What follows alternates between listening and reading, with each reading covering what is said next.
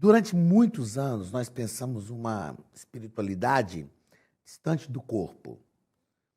Isso porque a espiritualidade foi pensada de forma platônica, né, em que o mundo das ideias era um mundo bom, então esse mundo espiritual é um mundo bom, e o mundo físico, que é o mundo material, é um mundo ruim.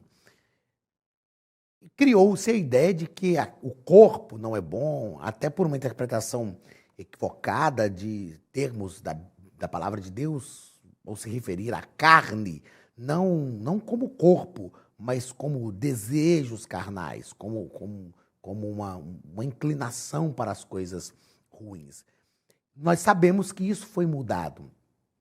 E hoje nós precisamos realmente pensar uma espiritualidade dentro da integralidade do ser humano. Uma espiritualidade que envolva corpo, alma e espírito. Partindo deste princípio, olhando a espiritualidade por esse prisma, nós entendemos então que o corpo também é importante dentro de um ambiente espiritual, pois tudo o que nós vivemos também no nosso corpo, e isso é importante definirmos em nossa mente. Queridos, a lição de hoje é a lição de número 9, do dia 27 de agosto de 2023. Você está na Academia de Pregadores, eu sou o pastor Anderson Silva, e o título da nossa lição é Uma Visão Bíblica do Corpo. Nós precisamos entender de forma bem ampla, bem tranquila, que o corpo também foi criado por Deus. Assim como a alma e o espírito têm origem em Deus, o corpo também tem origem em Deus. Então, o corpo é bom, ele é bom. E nós precisamos usar esse corpo para glorificar a Deus. Paulo diz isso, né? Paulo sintetiza isso para mim em Romanos capítulo 11, versículo 33, quando ele diz, vai dizendo a profundidade da riqueza, tanto da sabedoria quanto do conhecimento de Deus, enfim, e ele vai naquela caminhada ali e diz, porque dele, por ele e para ele são todas as coisas. A ele, pois, a glória eternamente. Amém. Então o corpo também tem origem em Deus e deve glorificar o nome do Senhor. O texto áureo está em 1 Coríntios capítulo 6 e o versículo 13, a parte B do versículo 13. Mas o corpo não é para a prostituição, senão para o Senhor, e o Senhor para o corpo. Então o corpo pertence ao Senhor. Eu acho interessante o salmista, no Salmo de número 84, quando ele vai falar sobre o templo, e ele diz assim, a minha alma suspira e desfalece pelos atos do Senhor. O meu coração e a minha carne exultam pelo Deus vivo. É direcionarmos a nossa mente, como Paulo ensina, trazer todo o pensamento cativo a Cristo, para que o nosso corpo, a nossa carne, fisicamente falando, deseje a presença de Deus. Porque a presença de Deus é algo que alimenta também o nosso corpo, alimenta também a nossa carne. Então nós precisamos ter disciplina, ter domínio próprio e fazer com que isso seja uma realidade. Verdade prática nos diz que o corpo é templo do Espírito Santo e por isso deve ser conservado em santificação até a volta de Jesus. A palavra de Deus nos diz que precisamos conservar os nossos corpos, conservar irrepreensível o nosso corpo, alma e espírito para a volta do Senhor Jesus Cristo. Palavra-chave da nossa aula de hoje é corpo, porque é sobre isso que nós estamos tratando, e a leitura bíblica em classe está em 1 Coríntios capítulo 6, versículos 12 a 20. 1 Coríntios capítulo 6, versículos 12 a 20, que nos diz o seguinte: Todas as coisas me são lícitas, mas nem todas as coisas me convêm. Todas as coisas me são lícitas, mas eu não me deixarei dominar por nenhuma. Os manjares são para o ventre, e o ventre para os manjares. Deus, porém, aniquilará tanto um como os outros. Mas o corpo não é para a prostituição, senão para o Senhor, e o Senhor para o corpo. Ora, Deus que também ressuscitou, o Senhor nos ressuscitará a nós pelo seu poder. Não sabeis vós que os vossos corpos são membros de Cristo? Tomarei, pois, os membros de Cristo e fá-los-ei membros de uma meretriz? Não, por certo. Ou não sabeis que o que se ajunta com uma meretriz faz-se um corpo com ela? Porque serão, disse, dois numa só carne. Mas o que se ajunta com o Senhor é um mesmo espírito. Fugir da prostituição. Todo pecado que o homem comete é fora do corpo, mas o que se prostitui peca contra o seu corpo. Ou não sabeis que o nosso corpo é templo do Espírito Santo, que habita em vós, proveniente de Deus, e que não sois de vós mesmos, porque fostes comprados por bom preço. Glorificai, pois, a Deus no vosso corpo e no vosso espírito, os quais pertencem a Deus. Paulo, escrevendo para a igreja de Corinto, ele disciplina a igreja de Corinto em diversos aspectos.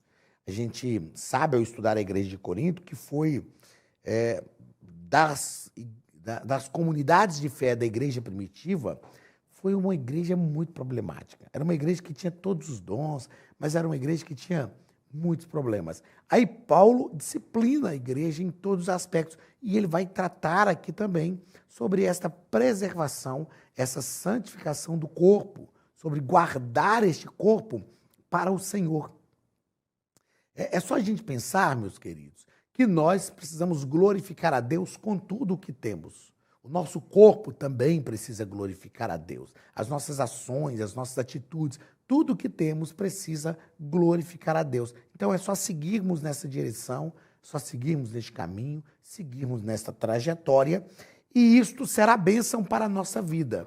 Isto será algo glorioso para a nossa vida, para as nossas emoções, para a nossa vida ética, moral, para todas as áreas da nossa vida.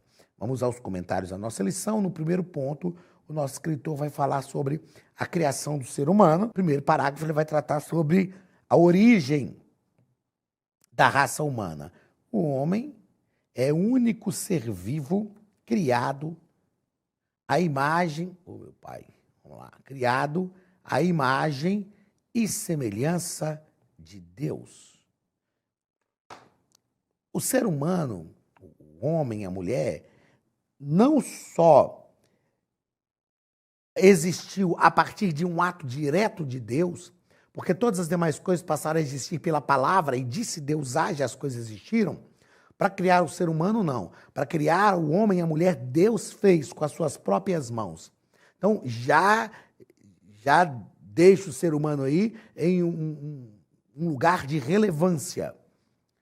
E além desse ser humano ser criado por um ato diretivo de Deus, não só pela sua palavra, o ser humano também foi dotado da imagem e semelhança de Deus, que é algo fenomenal. Deus soprou, então, nas suas narinas ou em seus narizes o fôlego de vida. Este sopro de Deus foi a outorga do nosso espírito, e isso nos distingue dos demais seres criados. Eu acho linda a narrativa de quando a Bíblia diz que Deus soprou nas narinas do homem o fôlego de vida e ele se tornou alma vivente. Este sopro de Deus, olha aí na sua tela, não é só um sopro de vento, é o hálito de Deus. Hálito. É o hálito de Deus. É a essência do próprio Deus, né? Eu costumo dizer que não é esse sopro, é o hálito de Deus. É a bafejada de Deus, digamos assim.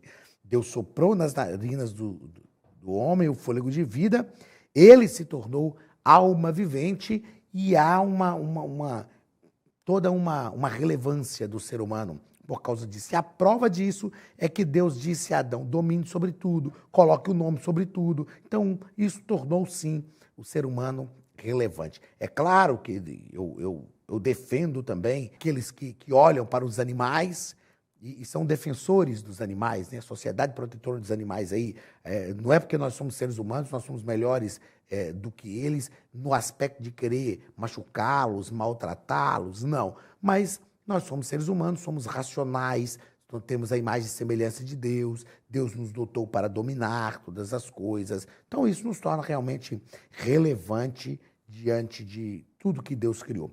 Segundo parágrafo do primeiro ponto, a constituição do ser humano. Olha aí na sua tela, ó. Nossa declaração de fé professa que a natureza humana consiste numa parte externa, que é o corpo ou a carne, chamada de homem exterior, e uma parte interna, denominada de homem interior, composta pelo espírito e pela alma. E aqui nós temos a discussão teológica sobre a tricotomia e a dicotomia. Mas, enfim, eu sempre falo que a tricotomia e a dicotomia, no final das contas, no frigir dos ovos, na hora que a gente tira o sumo das duas teorias, acaba chegando praticamente na mesma coisa. Então, essa é a constituição do ser humano. O ser humano é formado de corpo, alma e espírito. Nós temos uma parte material e uma parte espiritual, uma parte metafísica. É claro que essa parte material, ela é um invólucro da alma e do espírito, né? Mas ela precisa estar envolvida pela espiritualidade também. Eu gosto sempre de afirmar, e vou falar isso já aqui, ó, no próximo ponto, que o ser humano é um ser integral. O que é o ser integral? Todas as coisas que ocorrem na nossa vida ocorrem no corpo, alma e espírito, mas esta é a constituição bíblica do ser humano. Terceiro parágrafo do primeiro ponto, queda e restauração humana. Queda e restauração humana. Eu quero destacar aqui, ó, que a vida espiritual não pode estar desassociada do seu corpo. É aqui que eu disse, ó, o ser humano, olha aí na sua tela, é um ser integral.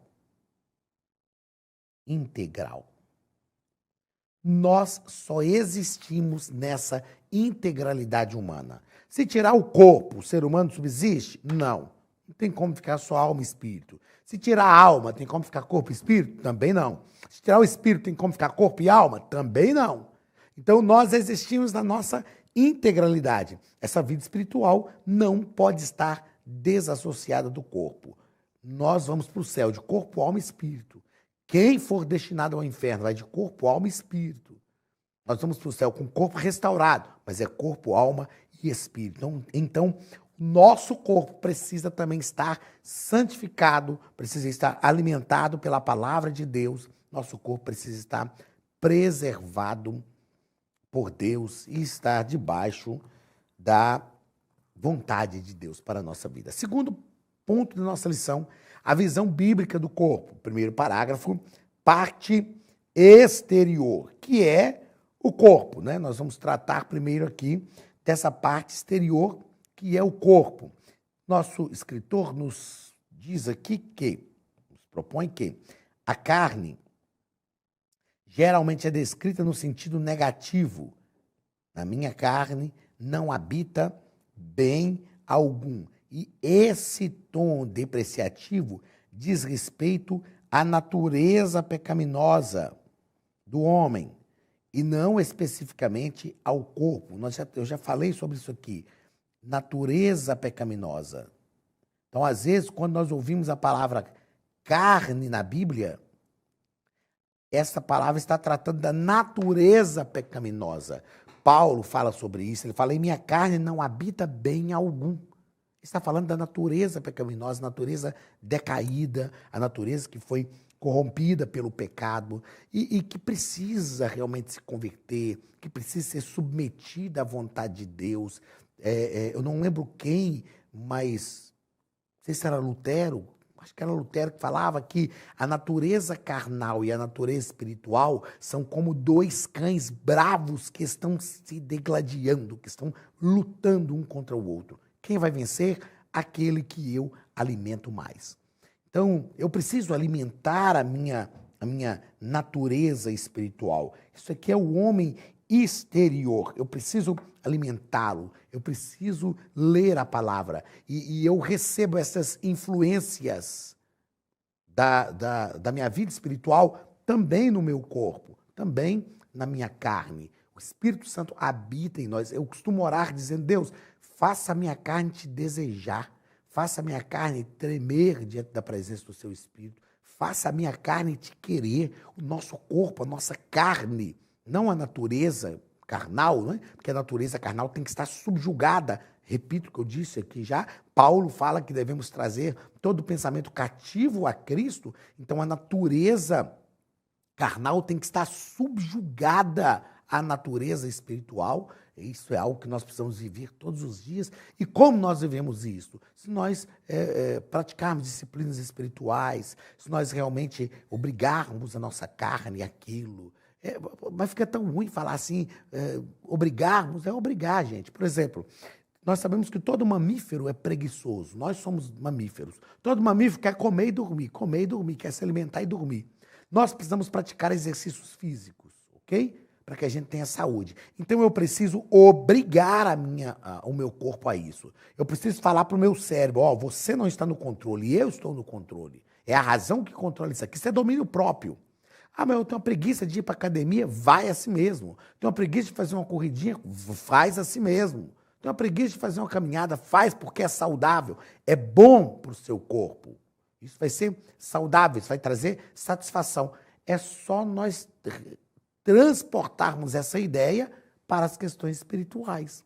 Eu preciso obrigar o meu corpo, obrigar a minha mente, obrigar a minha carne às coisas espirituais, porque ela vai ser fortalecida, ela vai ser envolvida de forma que vai trazer saúde também para o nosso corpo.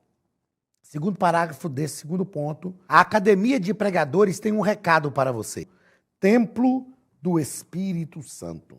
O que é o templo? Templo é um lugar que nós vamos para adorar. Templo é diferente de um lugar de reunião. Templo é um lugar diante de qualquer fé que a pessoa professa, diante de qualquer religião que a pessoa crê, o templo é o lugar onde a pessoa vai para ter um momento de devoção, de se voltar para Deus. É um momento de piedade. Então, quando pensamos que o nosso corpo é templo do Espírito Santo, nós precisamos entender que o Espírito Santo habita no nosso corpo. E se ele habita no nosso corpo, olha o que nos propõe aí o nosso comentarista. Como santuário, o corpo nunca deve ser profanado por impureza alguma. Romanos capítulo 11, versículo 36, que eu já citei aqui. Porque dele, por ele e para ele são todas as coisas. Romanos, deixa eu anotar aqui que você pode. Romanos 11 e 36. Porque dele, por ele e para ele são todas as coisas. A ele, pois, a glória eternamente. Amém. O santuário do Espírito Santo nunca deve ser profanado por impureza alguma. Primeiro que entra aqui uma questão lógica, uma questão ética, uma questão de moralidade. Preservar o corpo, guardar o corpo, ter cuidado do próprio corpo, não entregar o corpo ao sexo fora daquilo que normatiza a palavra de Deus, não entregar o seu corpo aos vícios. Isto faz bem física e emocionalmente falando, faz bem. A gente precisa realmente acreditar, nós precisamos realmente acreditar que os preceitos da palavra de Deus visam o nosso bem em todas as áreas da nossa vida. Os preceitos da palavra de Deus não visam só o nosso bem espiritualmente falando, visam o bem em todas as áreas da nossa vida, até porque para mim tudo é espiritual, tudo é espiritual. Então, se nós preservarmos o nosso corpo, guardarmos o nosso corpo, termos uma disciplina com o nosso corpo, né? Uma disciplina de cuidar fisicamente também e uma disciplina espiritual, praticarmos as disciplinas espirituais que envolvem o nosso corpo, nós teremos uma vida muito melhor, muito mais bem-sucedida e o nome de Jesus será glorificado através da nossa vida e, sobretudo, nós viveremos de forma mais saudável, de forma mais leve e de forma mais saudável. Terceiro parágrafo do segundo ponto, o nosso corpo será glorificado na ressurreição. nós sabemos que a glorificação final é o último estágio, o último milagre da salvação. E aí na sua tela o nosso comentarista nos diz que a última etapa da nossa salvação é a glorificação. A glorificação inclui a redenção e a transformação do nosso corpo mortal, conforme o corpo glorioso de Cristo. Como eu disse, é o que nós chamamos em soteriologia, doutrina da salvação, de glorificação final. Paulo disse que o mesmo Deus que ressuscitou a Cristo também ressuscitará os nossos corpos mortais. Perceba que será uma transformação e uma glorificação, mas do corpo, porque nós somos salvos de corpo, alma e espírito. Deus se importa também com o seu corpo. Deus se importa com o cuidado do seu corpo. Deus se importa com a preservação do seu corpo. E isso é algo magnífico. Deus se importa com a nossa integralidade. Terceiro e último ponto da nossa lição, a visão secular do corpo. Como é que o mundo aí fora enxerga o corpo? Primeiro parágrafo, hedonismo e narcisismo. São duas coisas distintas e que vale a pena a gente estudar. Com hedonismo, nos referimos ao estilo de vida em que a obtenção do prazer e a fuga do sofrimento são a prioridade. E com narcisismo, aludimos ao amor excessivo que uma pessoa tem por si própria. Quando a gente estuda psicanálise, quando a gente trata das questões do comportamento humano, nós vamos perceber que, como eu disse, não é só uma questão espiritual, mas nós vamos perceber que essas duas visões aqui, seculares do corpo, são situações complicadíssimas. O hedonista, que é aquele que busca o prazer a todo custo, ele está sempre buscando o prazer, buscando a fuga do sofrimento. E ao buscar o prazer, ele busca o prazer mesmo que seja necessário prejudicar o outro. Ele olha só para o próprio umbigo. Aí nós temos também o desenvolvimento do narcisista. O que é esse narcisista? É a pessoa que tem uma estima de si mesmo além daquilo que deveria ter. É um amor excessivo que a pessoa tem por si mesma. E a palavra de Deus nos ensina que ninguém deve pensar de si mesmo além daquilo que convém. Antes deve pensar com moderação, segundo a medida da fé que Deus repartiu a cada um.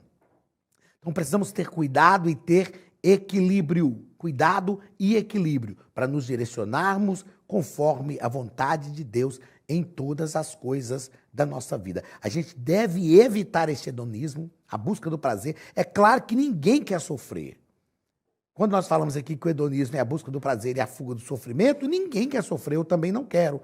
Mas nós precisamos entender que a vida nos propõe alguns momentos de sofrimento que produzem o nosso crescimento. Nós precisamos ter cuidado com isso. Não nos entregar ao sofrimento, mas, por outro lado, viver cada momento da nossa vida de acordo com aquilo que nos é proposto e viver com qualidade de vida. E ter cuidado para não nos amar além daquilo que é necessário, porque senão nós seremos narcisistas. O narcisista, existem diversas outras implicações psicoemocionais que envolvem o narcisista, que não cabe, que agora nós não temos um ambiente e nem tempo para isso, mas estude sobre o narcisista que você vai perceber que existem diversas implicações psicoemocionais que tornam o narcisista uma pessoa de muito difícil trato, uma pessoa difícil de conviver. E não é a vontade de Deus para a nossa vida. Segundo parágrafo do terceiro ponto, erotização e libertinagem. Erotização.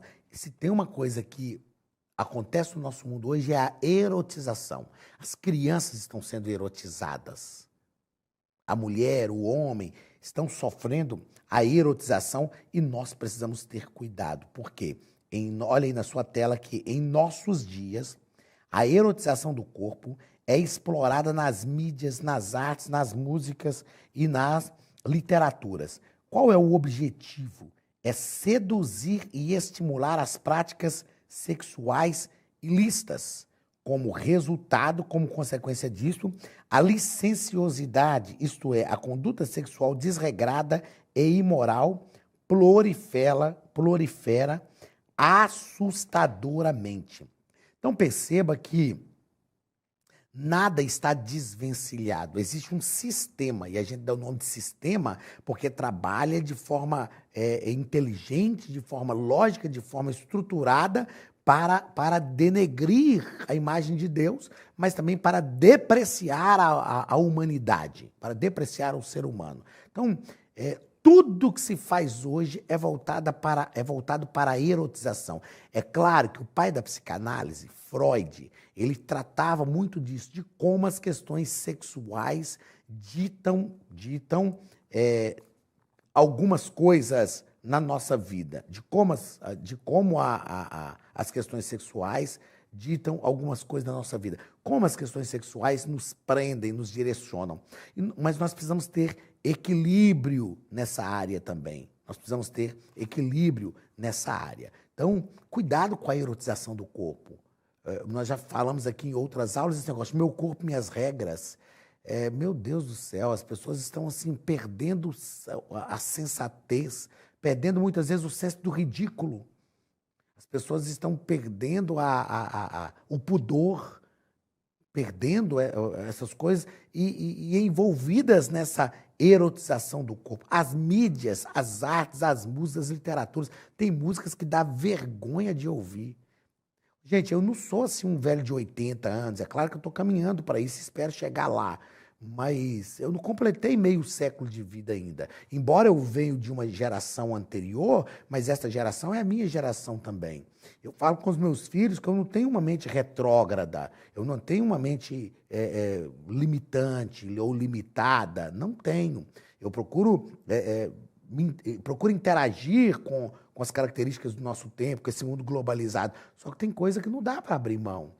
Tem coisa que é demais, né? Algumas músicas, tipos de literaturas, chama-se de arte aquilo que é uma erotização do ser humano. Então é preciso ter muito cuidado.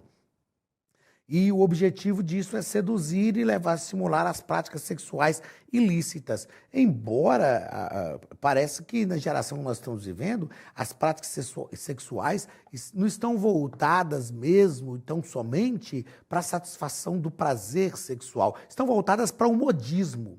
Nós vivemos uma geração que vive de modismos. Sabe? A mídia lança um negócio, daqui a pouco está todo mundo fazendo. É uma verdadeira delimitação daquilo que se tem que fazer. As pessoas estão se tornando cópias da mídia, influenciadas por um sistema diabólico terrível, e nós precisamos ter cuidado. Eu fiz questão de escrever isso aqui, ó. Para muitos, o sexo perdeu o encanto. Ele só acontece como resultado de um modismo cultural. Perdeu o encanto. O sexo, ele é importante, é claro, dentro do casamento principalmente, né? É importante frisar isso, mas o sexo é importante para a satisfação pessoal, tem aquele encanto. A vida sexual é um momento ali íntimo do casal. É o momento do casal celebrar a felicidade que eles estão vivendo. É um momento maravilhoso, magnífico, criado por Deus para a satisfação pessoal, para melhorar o humor da pessoa, para melhorar a autoestima. Então existe todo o encanto, não é só o sexo pelo sexo. E o que a gente tem visto é que essa erotização do corpo está estimulando essas práticas sexuais ilícitas, mas está fazendo com que essa geração tenha sexo por sexo, só para falar que fez sexo, só para falar que realmente tem virilidade, só para falar que realmente tem desejos, mas perdeu esse encanto. E toda essa ação de erotização e libertinagem produz uma licenciosidade, uma conduta sexual desregrada, imoral e isso se prolifera assustadoramente. Vamos ao terceiro ponto e último ponto da nossa lição, que vai tratar sobre liberdade e autonomia. Liberdade e autonomia.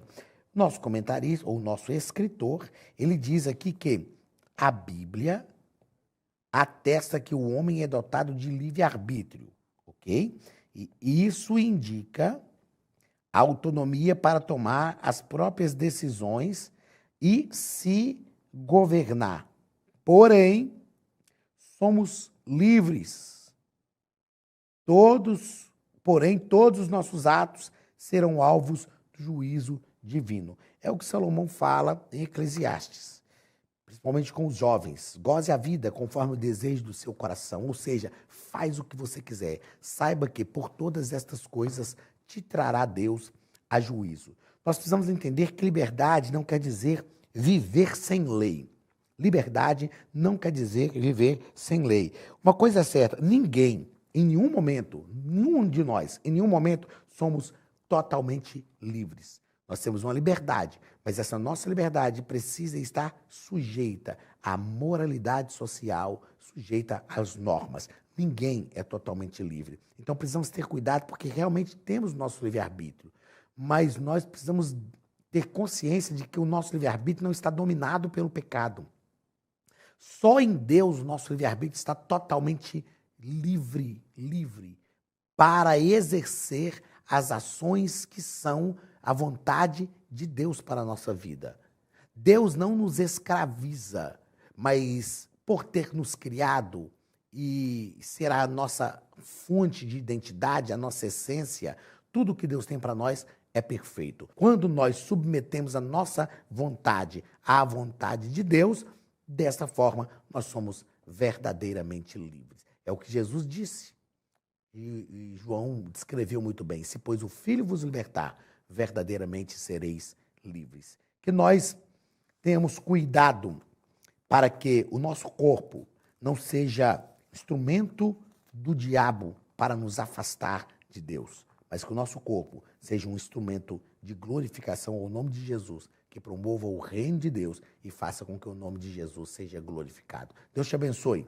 Grande abraço, pastor Anderson Silva da Academia de Pregadores e até a nossa próxima aula em nome de Jesus.